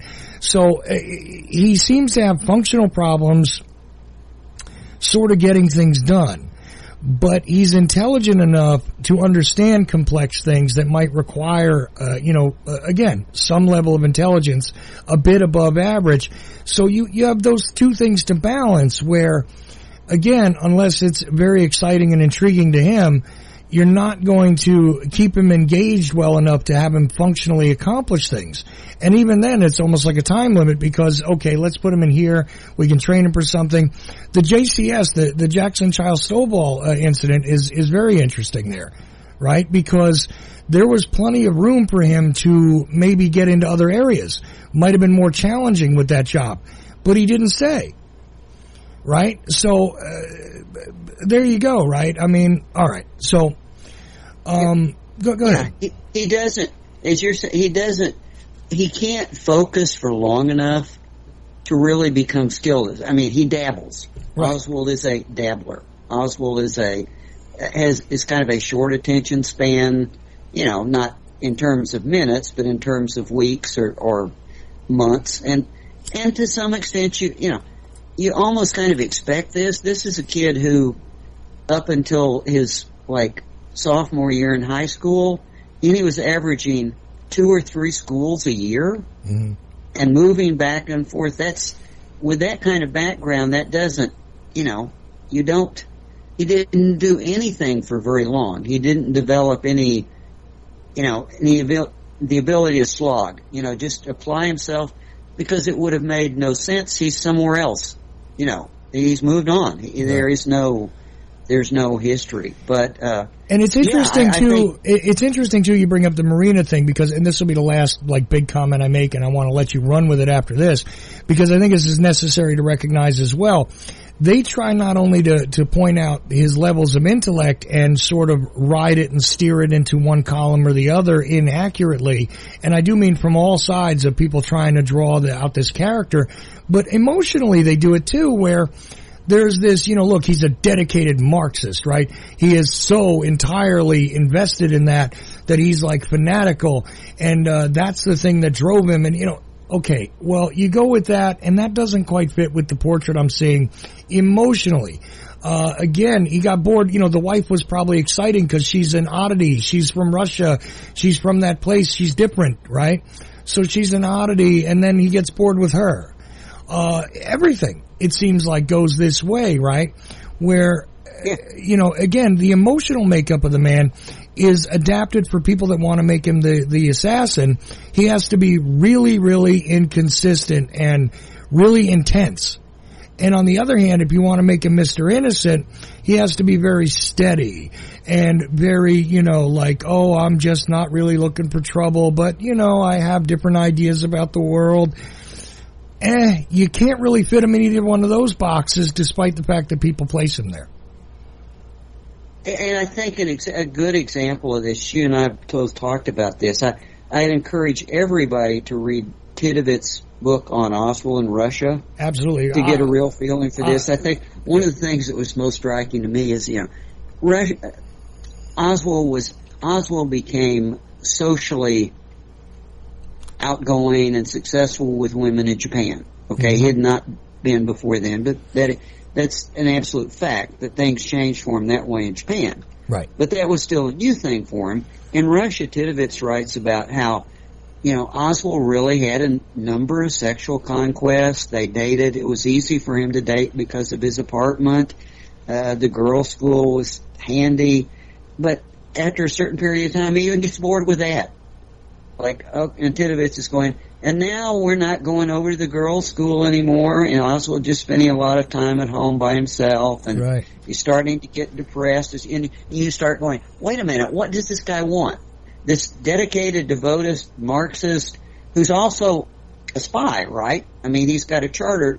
He's in Russia, and, is he trying to ingratiate himself within the factory complex, become a great worker, get transferred to the the area where they're actually making military radio systems? Does he start trying to make... No, he gets bored of the women at the girls' school, and just, he gets bored. Mm-hmm. And that's the real Oswald. And so you've got to really get your head around the real personality and the character if we're going to deal with him, in the fall of 1963 in Dallas. Yeah. And your comment about Marina is, people ignore what Marina has to say about Oswald, which is really mixed.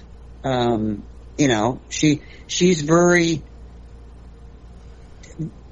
is very on the money when she talks about Lee Oswald and his good side and his bad side, and yes, he would be such a pain that they didn't live together all that much. I mean, once they got back in the States, they were constantly apart. She was living with friends. It's really only for like 3 months in early 1963 where they're living together, where he's working at Jagger Stovall. Mm-hmm. And then he leaves that, and in New Orleans, they're living together for a couple of months. This is not a couple that is in sync necessarily. Her interests are not his interest. It's pretty clear that Marina was a typical Russian woman of her period, educated, but not politically interested. Certainly not politically. Oswald is more interested in geopolitics, and then certainly he can't talk to Marina about that. Oswald is. You and I have also discussed what Oswald is writing. Oswald takes a typing course, right, and is really big into writing various critiques in 1963. People have got to read those to understand the real Oswald. He's not talking to Marina about that.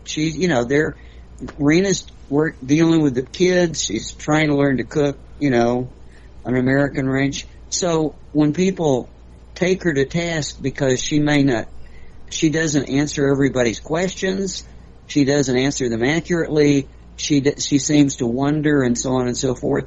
You got to look at the relationship between those two. Mm-hmm. They got into fights. They made up. She wanted him to make money, and she had married him because he looked like he would be a good American prospect, and it's not turning out that way. And even at the very last, it's kind of like, Lee, you need to step up. Okay, I'll come back and live with you if you show you can make something of yourself. And Oswald's on and off about that. Right. He'll be good with that for 30 days or 60 days, and then he's off to something else. Right, and I mean, look, in complete sympathetic fairness to her, she's confronted with a culture shock. I mean, what is expected of her as a Russian woman is very different when she's in America. She's got different expectations, a language barrier, a lot of things going on there. And then meanwhile, the inconsistency of their living situation means she's not necessarily familiar with everything, although she does have a good feel for him because she does know him better than a whole lot of other people who are very transient in his life, right? So, it's a mixed bag. You're not going to get a consistent, well, she knows him so well, oh so well, but at the same time, she does know who he was, So it almost sounds like I'm contradicting, but I'm not. It's a mixed situation here. It's not all, again, like you said, the complexities of his political and social views. She might have known them generally, but did she really know the nuances of them? Could she have known them if he's expressing them in English anyway, versus whatever knowledge he had of the Russian language, right? Could he have even communicated that to her as well? And there's another factor there too, Chuck. I mean, Oswald lied to her.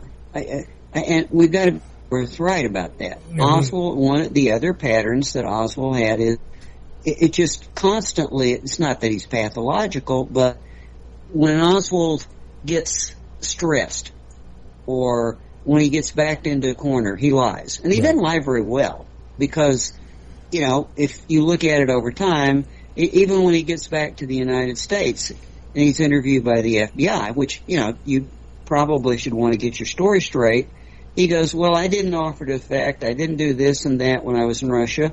And they immediately checked with the State Department. And yes, he did say that. And yes, he said he never wanted to return to the U.S. again. So Oswald is under stress, he lies. And he doesn't do it very well. Certainly not like a trained agent should. But he also, when you look at his job applications, he embellishes things. He puts in, things that are not right. So the whole pattern is, when you're looking at what Marina says, you are hearing what she's heard from Lee, and that might not be correct.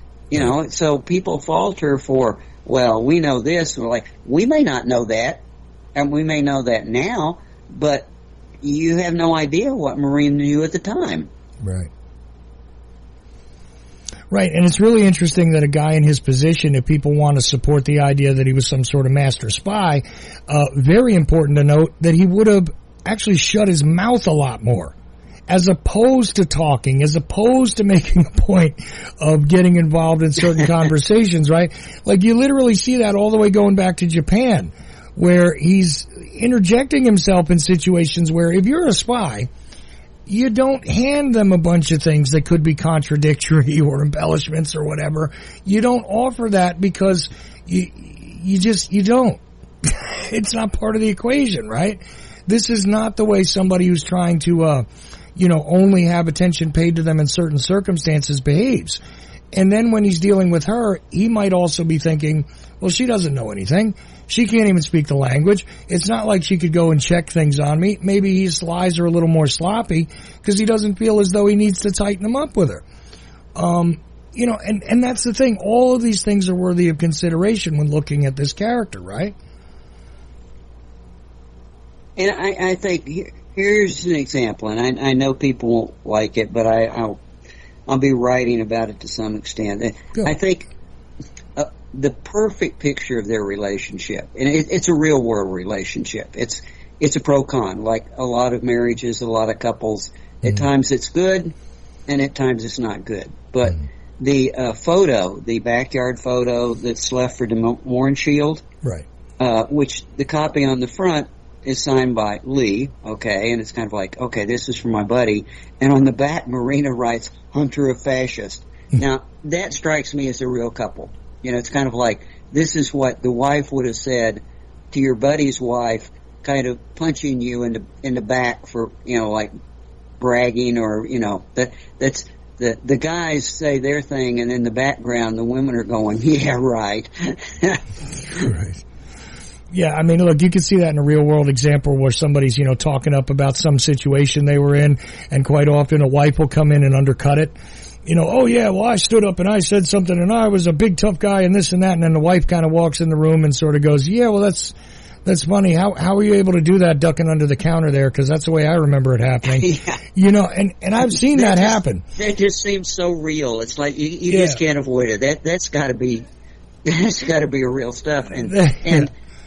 And Marina, I think, since we're talking about her, one of the parts of the equation is people liked her.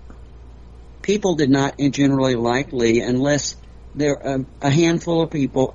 If you sort of agreed with Lee's worldview, you could become a friend of his, like Tidovitz did. Right. I mean, you didn't have to agree with him, but if you agreed to some extent, you could actually bond with him to the extent that you could argue or have fights or disagree, and he does not push you away. Right. That didn't happen very often. Tidovitz is one, Delgado is another in the Marines. Des Shield clearly is one, and where Lee would have exchanges with him, and Des Shield gets ignored because we put everybody in a box, right? Des Shield, reported on Oswald to a government agency. Yeah, Des Shield reported on a lot of things to government agencies. That doesn't mean that when he talks about Lee as his friend, he's not a viable resource, especially if it's consistent and it checks out. And I think that's one of the traps that we build for ourselves is, what do you want to call, throw the baby out with the bath or whatever, is, we've gotten to the point where people won't cite something out of a book or from a source because they don't like it, right? This source is wrong about this, so I don't accept anything they have to say. Oh, this source did this, this source took a position on that I don't agree with, so nothing in their book is viable. Right. I think that's silly, and I feel the same way. Which is why I've turned to sources like Jack Swike, who investigated Oswald and the Marines, or to Titovitz, or to de Mohrenschildt, for that matter, to kind of say, what are they saying that I can learn something from, and not just throw it away because it doesn't match what I want Oswald to be. That's not my choice. Oswald is what he was, and why should I turn away from somebody who actually knew him and go, oh, well, I'm going to believe what I read in this book versus the person who really knew him for 3 months and helped his family and provably. Well, not made up or anything like that. Yeah, here's the thing with de Mohrenschildt, right? Which is very interesting. Yeah, he's a sketchy character. Yes, he's somebody that you better, get some grains of salt ready for on a lot of topics. But when he describes the idea that, look, Marina, people wanted to help Marina. They wanted to fix her teeth and all that. Remember? That whole bit where the other Russians in town there, they just, wanted to help their fellow Russian, and they liked her, right? They wanted to help her. But he was a big turnoff for a lot of people, just personally. It didn't matter about, de Mohrenschildt was attached to him because of intelligence. Maybe so. But when you're talking about this kind of situation where he describes that dynamic, there's no reason there's no reason to say that de Mohrenschildt is not reliable when relating that sort of concept. Yeah. You could hate de Mohrenschildt all you want, but yeah, go ahead. That de Mohrenschildt points out, it's sort of like, look, and again, this is so real life, it's difficult to reject. He said, look, everybody liked Marina. Marina was easy to get along with. Lee was, unless you absolutely agreed with his worldview, was an asshole. Okay? Yeah. He would argue with you, he would whatever. Which, obviously, the Russian expatriates are not going to be very much in sync with Lee Oswald. That's why they're here in the first place. But everybody liked Marina, but there got to be a point when she decided to go back and live with Oswald after having been separated from him several times, left him, whatever, where they just kind of threw up their hands and said, oh, it's just not worth it. Yeah, she's nice, but if we try to maintain contact, then we have to deal with him, and we're not going to do it. Yeah, that's just the way it is. That's too real world to ignore. No, nobody's making that up. Well, it's a very real world. Look, you and I have lived long enough that we have encountered somebody that we might really appreciate, right? And they might be a good person to have around, and we're forming a friendship or a working relationship with them, but somehow their spouse or their child is somehow injected into the situation, and since that person comes along with this other person, you go, all right, look, I really like them, but I can't deal with, for whatever reason, right? The person's just plain obnoxious or is counterproductive or hinders that person directly while they're working in a group. You and I both encountered this. It's not them, but their spouse makes it unlivable. And it sounds to me like that's one of these situations where you could be like, look, Marina's just fine. We'd love to help her. We like her. She's a good person. But since this guy's going to be attached to her, maybe I don't want to be around so much. And that just sounds like a normal sort of, non-fabricated just happenstance that you tend to believe it because it just makes sense. Sometimes you got to go with what makes sense. Yeah, go ahead. Again, or if you want to put him in the box, the other way, the Warren Commission takes examples that make him violently antisocial, not just asocial, but antisocial. Right. On the other hand, it's funny. It's like, wait a minute. I just read in the summary report, this guy's antisocial. Right. But over here in the appendix, there are 10 pictures that show him in Russia, like out on picnics, arm around girls, arm around guys, arm around girl and guy, dating, proposed, okay, proposed, not accepted, proposed again, accepted. This is antisocial. He's got 2 children. You know, how antisocial can he, you know, it just, everybody that tries to put him in a box, there's a problem. Right. He's dating. He's going to dances. This is not an antisocial person who's just like, leave me alone. I just want to stay in my house. No, this is somebody who's interacting, and it's not just, now some people are antisocial except when it comes to, dating, right? But that's not consistent here. He's inconsistent all the way around enough to tell you that one thing I wouldn't call him actually is antisocial. He may be difficult in social situations, right? I mean, just the evidence, the way it's being presented to me. Even when you go back to the girls that talked about him in middle school, right? Again, the trajectory of his full life appears to come out a little clearer if you just start to accept, look, the guy's a little difficult. He makes problems. He likes to be argumentative. You know, and that apparently is something that he had even as a child. And he continued on. Yes, he's willing to date. Yes, he's willing to interact, but only when it really suits him. And if he does interact, there's usually some level of either agree with me or argue with me. And other people, you know, they make their judgments about it. Again, all the way back to middle school. You remember some of the things that we've read, you know, not always official reports, but other interviews conducted by, you know, some of his school age peers, where you'll find, yeah, this is kind of the same guy still. Or the pictures. Again, I'm always nonplussed. You know, here's a picture out of Grove's book. He has a picture of Oswald in the classroom during the middle of a class, and Oswald is turned around looking at the camera and has his arms up in the air, smiling and clowning around. This guy's the class clown. He's not asocial. He might be annoying, but he's not asocial. Another picture from middle school. Oh, look at that. He's out at the water fountain, and he's talking with this girl. Oh, well, that's not, you know, so there are these disconnects all over the place where it's funny. We talk about disconnects in Warren Commission evidentiary data.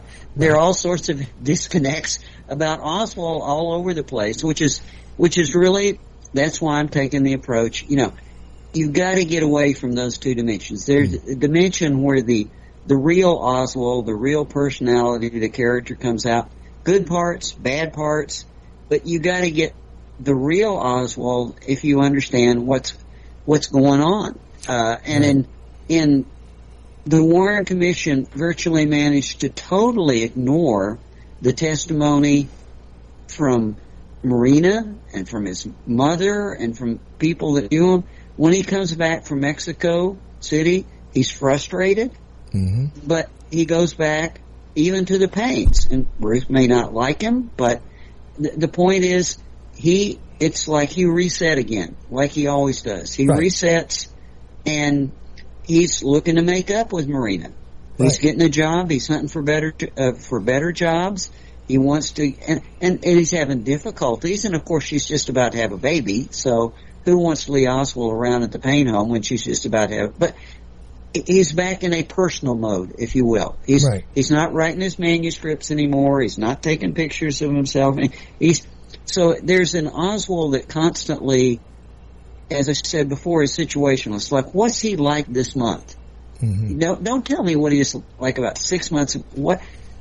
If we want to understand what's going on with him in October and November, what's he like then? Don't fix him, pin him against a dartboard with what he was like in the Marine Corps, or what he was like as a teenager, or what he was like, what's going on then? Because Oswald does constantly, reset's about the only word. He gets bored, something new happens, he goes and looks for a venture, that something doesn't work, then he resets. I got you. Well, Larry, as we get ready to tie a bow on this one, I just want to offer this little piece of commentary, is that if somebody even takes a look at, say, Robert Groden's books, right? The In Search of Lee Harvey Oswald book, and the other one, Absolute Proof, where he's got a section on Oswald, right? You can take a look at various social situations where Oswald is posing for a camera, who is interacting with people, and so on and so forth. And one thing that you have to declare from that, just that sampling, okay, and that's what I'm confronted with because I didn't know the man, is that you can't ascribe the asocial or fully antisocial label to this guy because it doesn't make sense. An asocial person is going to ignore the camera, turn away from the camera, not want to pose for it, okay? An antisocial person, I tend to believe, would not interact with people as much as is evidenced in the photography. Now, maybe it's just me, but I've even looked at, that one home movie that's out there. It's Thanksgiving, with his brother there, right? You can see he's not purely antisocial. Even if he is antisocial at times, it couldn't possibly be a consistent character trait. And that's all I'm offering here. I'm not saying that, we know just based on the foot. We don't. But we do know that some things cannot possibly be fully consistent based on the fact that these things exist. Okay, it's not one or two photographs that exist with him interacting with people. There's a lot of them. And I'm just saying, if you got somebody who's truly antisocial in the 1960s, 70s, 80s, I dare you to find an array of photographs where they're interacting with people, You occasionally catch them at a Christmas photo, maybe. You know what I'm saying? But you won't see a ton of different things, different situations, different social makeups, whether it's friends, family, work, etc., Marines, so on and so forth, where you're going to get such a mixed bag. So the consistency here is literally the inconsistency that is easily observed by this sample. And again, not saying that I have a complete portrait by it. I'm anxiously awaiting when it is you will put this together. Are you going to do a book on it, or is it going to be a blog post, or is it going to be a monograph? What are we going to eventually see? I think it will be more like a monograph, trying to pull together pieces. I don't see it as a book. But I can see it as an extended monograph, and just kind of doing what you just described. It's interesting that you said that, Chuck, because I can remember back in the CompuServe days, being online and having exchanged with a real hardcore lone nut person who would say Oswald's just violent and he's antisocial, and it's well, I tell you what, you got the Grodin book? Let's look at page 47. Explain those pictures to me, okay? Right. Tell me how those pictures work with what you just said. And the strange thing is that the online exchange would just pretty much end at that point in time. Yeah. Because they couldn't do it. And it's, so your reference to the photos in the book, that's a great place. If you think you know Lee Oswald and have not looked at that mix of photos, then you really should kind of restart yourself and go, wait a minute, what's going on here? But yeah, I hope to do that, just at least to have it for reference for people that want to take another look, kind of make maybe an open-minded look at Oswald, and I think for my purpose, it's you and I talk context all the time. It's sort of like, what is the context for November 1963? Right. Now, what mode was he in? What state was he in? Was he, totally dedicated in some sort of a conspiracy, whatever? Was he, or you've got to understand the context before we can understand the conspiracy that really, I'm not abandoning conspiracy at all. Right. But basically, it's kind of interesting at this moment I would disclose, as I always have, I see Oswald as more vulnerable in terms of being set up as a patsy, as being any kind of knowing participant in an action against the president. And vulnerable is probably the key word. Right. He had come back. He was extremely frustrated by what had happened to him in the past 60 days. And you can look at his exchanges with Marina and the Paynes and to some extent see how vulnerable he was in terms of being being used, as it were. Absolutely. And I think that not only is context necessary here for this historical character, but a search for continuity. Amongst the evidence that is presented, that is preserved, I think is necessary if you want to get an accurate portrait of the man. And I would say that, again, a nod to Bob Groden's, second big book. He's got 3 big books, but the second one, which is devoted to Oswald, is a unique resource in that you can have all those things collected together. Now, certainly in the internet age, you can collect together a lot of photographs all by yourself, so on and so forth. But as a book, as a freestanding something you can hold in your hand and not have to be connected to a Wi-Fi to see this stuff, or have to spend hours and hours downloading stuff. I mean, there's something like 900 pictures in there. Remarkable the amount of character study one can do through that photographic array that Bob put together there, Robert Groden did. In fact, maybe I should get him back on the show before not too long and maybe discuss just that book. I know he wants to discuss Absolute Proof, and we'll do that too, but I think I'd like to devote a section of that to his book, and maybe bring him on the show to revisit it again, because I think it's necessary. And Larry-Hancock.com is where you can go, Larry-Hancock.com. Follow Larry's work, but you think you'll put it out through your website, or you have a place where it'll go eventually, or not yet? Not really. I want to get it written and kind of peer-reviewed by several people and then decide what to do with it. Okay. Because when you're writing about somebody's personality and character, you can't help but insert some of your own, and I've got to make sure it doesn't have too much of my own. So that's why it's going to be more protracted than something that's, just based off the documents. Right. It's going to be trying to present him needs some balance to it. And of course, got to have the balance checked. But if I get the balance done well enough, I might convince Rex Bradford to let me put another paper on Mary Farrell. Well, I look forward to seeing it no matter where it is, because I look forward to just about anything Larry writes. It always is loaded with context and continuity, and I look forward to the 3 dimensions of Lee Harvey Oswald, or whatever it is the title will be here, because I think we'll get a much more, maybe not totally complete portrait, but a much more reasonable portrait of the historical character that we have all gotten to know in one way or another, to some degree or another, over the years. Larry Hancock was my guest in the second hour, and of course Mike Swanson in the first.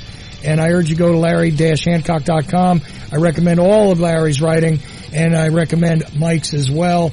Anyway, no matter who you are, where you are, when you are, remember, I'm merely Ochelli. All of you are indeed the effect. And get in touch with me if you want to get involved in that video after 10 p.m. tonight. Thanks a lot, Larry. Thanks, Mike. Good night.